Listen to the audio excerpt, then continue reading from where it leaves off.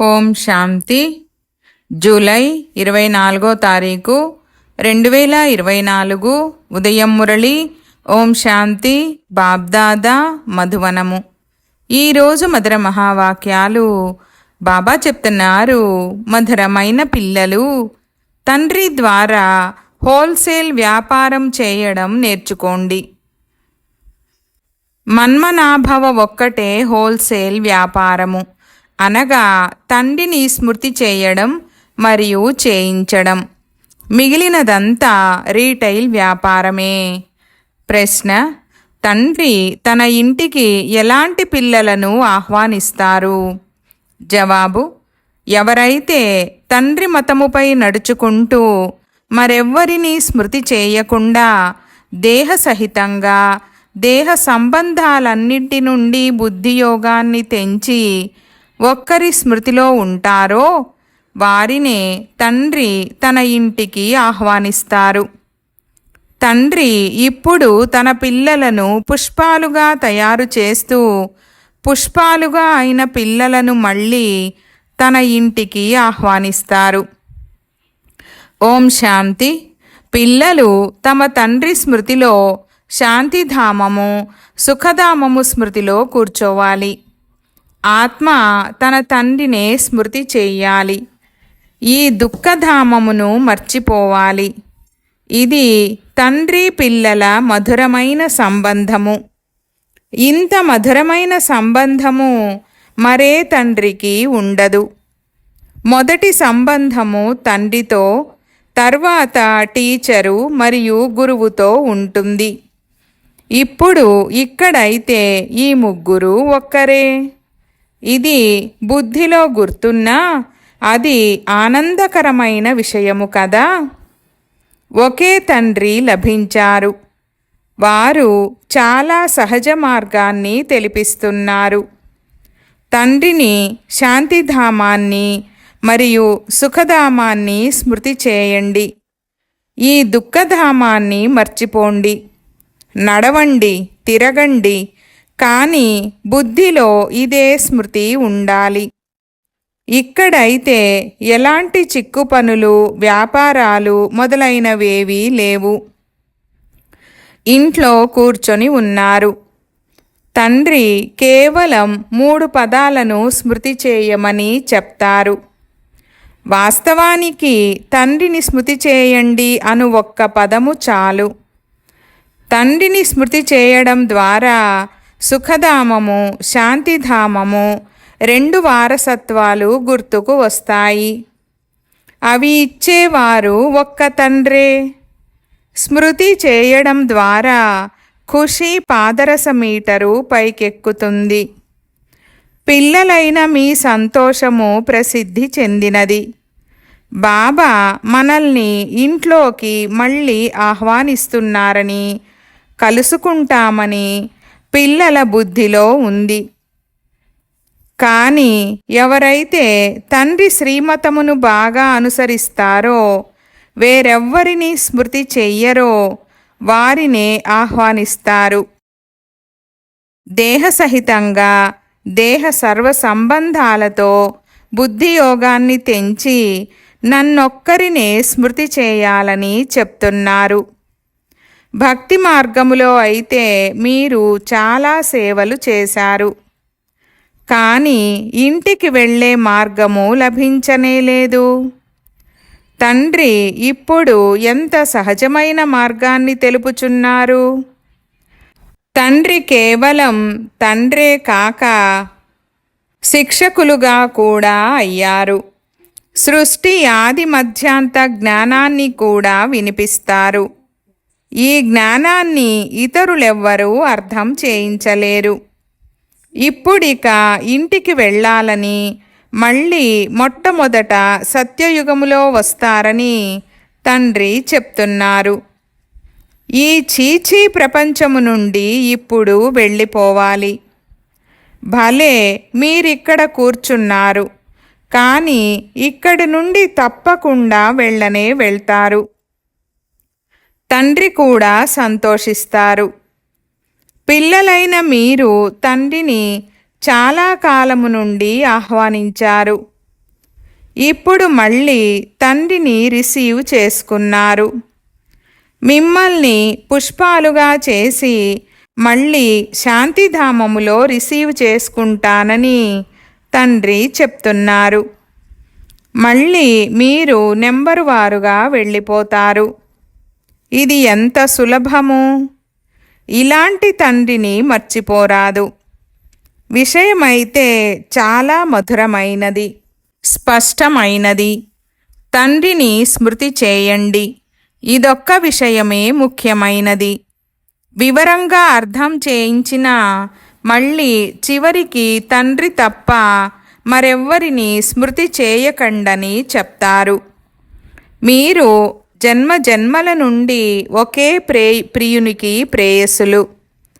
తండ్రి మీరు వస్తే మీ వారిగానే ఉంటామని పాడుతూ వచ్చారు.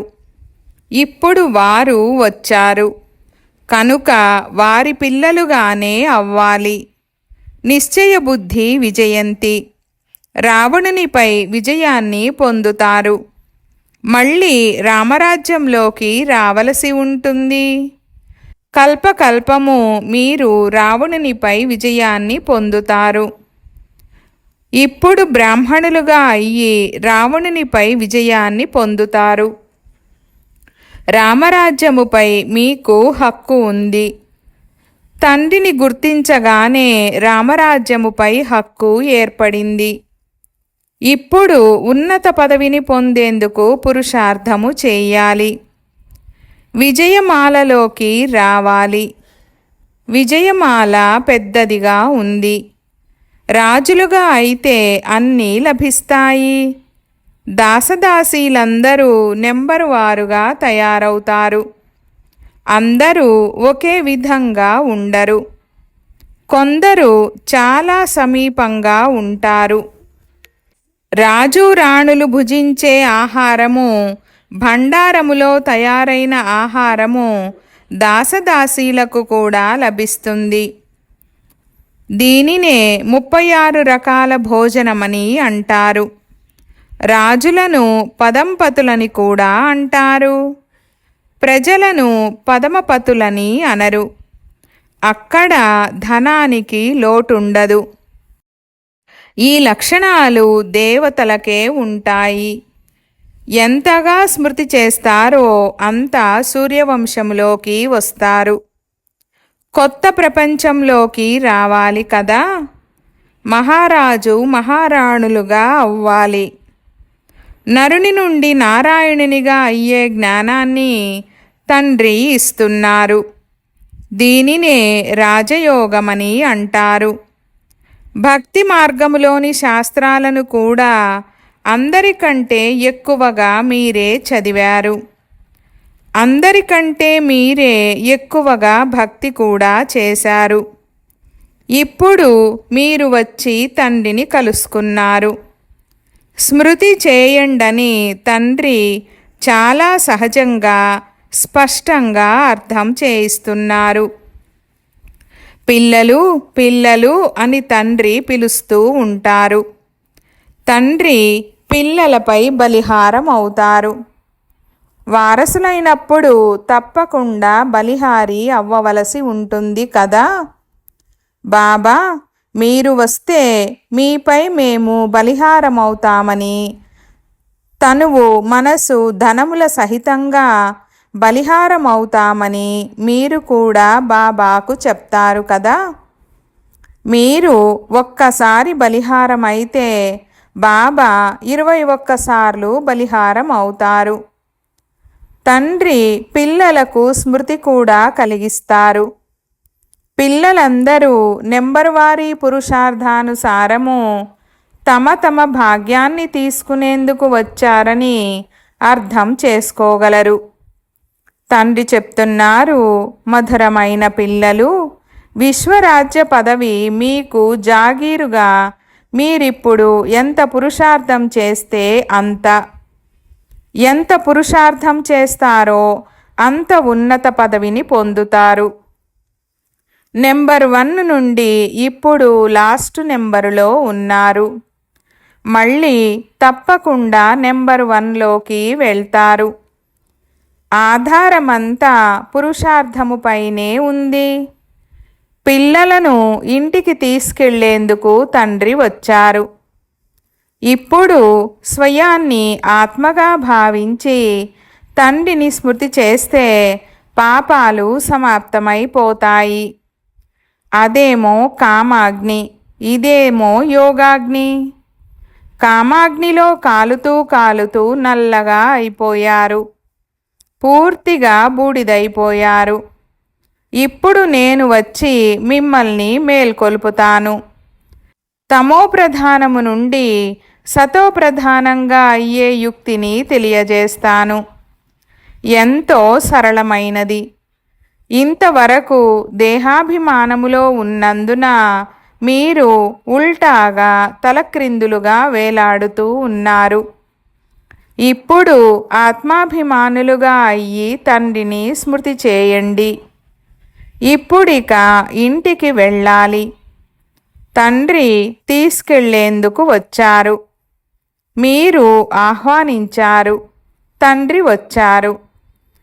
ఆత్మలైన మీ అందరినీ పతితుల నుండి పావనంగా చేసి మార్గదర్శి అయి వాపస్ తీసుకెళ్తారు. ఈ యాత్రలో ఆత్మే వెళ్ళాలి. మీరు పాండవ సాంప్రదాయానికి చెందినవారు. పాండవుల రాజ్యం ఉండేది కాదు, కౌరవుల రాజ్యం ఉండేది. ఇక్కడైతే ఇప్పుడు ఆ రాజ్యము కూడా సమాప్తమైపోయింది. ఇప్పుడు భారతదేశపు స్థితి ఎంతగా చెడిపోయింది, ఎంత దీన పరిస్థితి వచ్చింది. మీరు పూజ్యులుగా విశ్వానికి యజమానులుగా ఉండేవారు, ఇప్పుడు పూజారులుగా అయ్యారు. కాబట్టి విశ్వాధిపతులు ఎవ్వరూ లేరు. కేవలం దేవీ దేవతలే విశ్వానికి అధిపతులుగా అవుతారు. విశ్వములో శాంతి ఏర్పడాలని అందరూ అంటారు. విశ్వశాంతి అని దేనినంటారు? విశ్వములో శాంతి ఎప్పుడు ఉండేదని వారినడగండి. ప్రపంచ చరిత్ర భూగోళాలు పునరావృతమవుతూ ఉంటుంది. చక్రము తిరుగుతూ ఉంటుంది. విశ్వములో శాంతి ఎప్పుడు ఉండేదో చెప్పండి. మీరు ఏ విధమైన శాంతిని కోరుకుంటున్నారని పిల్లలైన మీరు అడగండి. జవాబు ఎవ్వరూ చెప్పలేరు. తండ్రి అర్థం చేయిస్తున్నారు. విశ్వములో స్వర్గం ఉన్నప్పుడు శాంతి ఉండేది. దానిని ప్యారడైజ్ అని అంటారు. క్రీస్తు పూర్వము 3000 సంవత్సరాల క్రితము స్వర్గముండేదని క్రైస్తవులు అంటారు. వారు పారసబుద్ధిగానూ అవ్వరు, రాతి బుద్ధిగానూ అవ్వరు. భారతీయులే పారసబుద్ధిగా మరియు రాతి బుద్ధిగా అవుతారు. నూతన ప్రపంచాన్ని స్వర్గమని అంటారు, పాతదానిని స్వర్గమని అనరు. పిల్లలకు తండ్రి నరకము మరియు స్వర్గముల రహస్యాన్ని అర్థం చేయించారు. ఇది రీటైల్, చిల్లర వ్యాపారము. హోల్సేల్లో అయితే నన్నొక్కరినే స్మృతి చేయండని ఒకే మాట చెప్తారు. తండ్రి ద్వారానే అనంతమైన వారసత్వము లభిస్తుంది. ఇది కూడా పాత విషయమే. 5000 సంవత్సరాల క్రితము భారతదేశములో స్వర్గముండేది. తండ్రి పిల్లలకు సత్యసత్యమైన కథను చెప్తున్నారు. సత్యనారాయణుని కథ, తీజరీ కథ, అమర కథలు ప్రసిద్ధి చెందినవి. మీకు కూడా జ్ఞానమనే 3వ నేత్రము లభిస్తుంది. దానినే తీజరీ కథ అని అంటారు. వారైతే భక్తి మార్గంలో పుస్తకాలను తయారు చేశారు. పిల్లలైన మీకిప్పుడు అన్ని విషయాలు బాగా అర్థం చేయిస్తారు. రీటైల్ మరియు హోల్సేల్ ఉంటాయి కదా. సాగరమునంతా సిరాగా చేసుకున్న జ్ఞానము సమాప్తం కాదని చెప్తారు. ఇది రీటైల్. హోల్సేల్లో కేవలం మన్మనాభవ అని అంటారు. ఒకే ఒక పదముంది. దాని అర్థము కూడా మీకు తెలుసు, మరెవ్వరూ తెలపలేరు. తండ్రి సంస్కృతములో జ్ఞానము ఇవ్వలేదు. ఎవరైతే రాజులుగా ఉంటారో వారు వారి భాషను నడుపుతారు.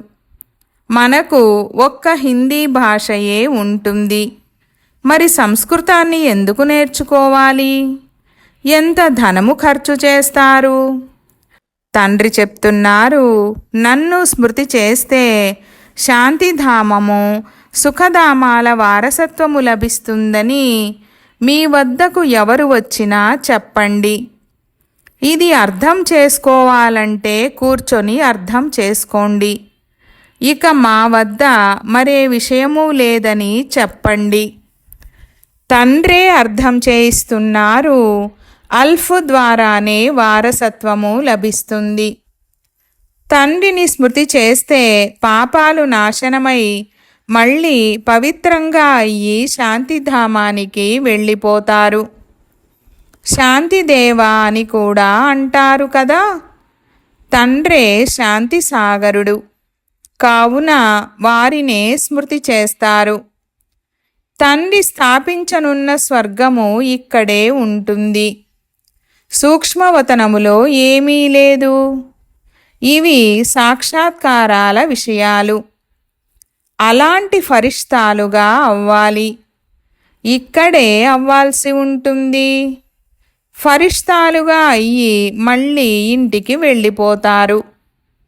రాజధాని వారసత్వము తండ్రి ద్వారా లభిస్తుంది. శాంతి మరియు సుఖము రెండు వారసత్వాలు లభిస్తాయి. తండ్రిని తప్ప మరెవ్వరిని సాగరమని అనజాలరు. జ్ఞానసాగరుడైన తండ్రి మాత్రమే సర్వులకు సద్గతినివ్వగలరు. నేను మీకు తండ్రిని, టీచర్ను, గురువును. మీకు సద్గతినిస్తాను. అయితే మళ్ళీ మీకు దుర్గతిని కలిగించేదెవరు? రావణుడు. ఇది దుర్గతి మరియు సద్గతుల ఆట. సంశయం ఉంటే, అర్థం కాకుంటే ఎవరైనా అడిగి తెలుసుకోవచ్చు. భక్తి మార్గంలో చాలా ప్రశ్నలు ఉత్పన్నమవుతాయి. జ్ఞాన మార్గములో ప్రశ్నలుండవు. శాస్త్రాలలో అయితే శివబాబా సహితంగా దేవతలను మొదలైన వారందరినీ ఎంతగానో గ్లాని చేసేశారు. ఎవ్వరినీ వదిలిపెట్టలేదు. ఇది కూడా డ్రామాలో రచింపబడింది. మళ్ళీ కూడా నిందిస్తారు. ఈ దేవీ దేవతా ధర్మము చాలా సుఖమునిచ్చే ధర్మము. అప్పుడు ఈ దుఃఖాలుండవని తండ్రి చెప్తున్నారు. తండ్రి మిమ్మల్ని ఎంతో వివేకవంతులుగా తయారు చేస్తారు. ఈ లక్ష్మీనారాయణులు చాలా వివేకవంతులు. అందుకే విశ్వానికి అధిపతులైనారు. తెలివిలేని వారు విశ్వానికి అధికారులుగా అవ్వలేరు. మొదట మీరు ముళ్ళుగా ఉండేవారు. ఇప్పుడు పుష్పాలుగా అవుతూ ఉన్నారు. అందుకే ఇలాంటి పుష్పాలుగా తయారవ్వాలని బాబా కూడా గులాబీ పుష్పాన్ని తీసుకొస్తారు. స్వయంగా వారే వచ్చి పూల తోటను తయారు చేస్తారు. మళ్ళీ ముళ్ళ అడవిగా చేసేందుకు రావణుడు వస్తాడు. ఎంత స్పష్టంగా ఉంది.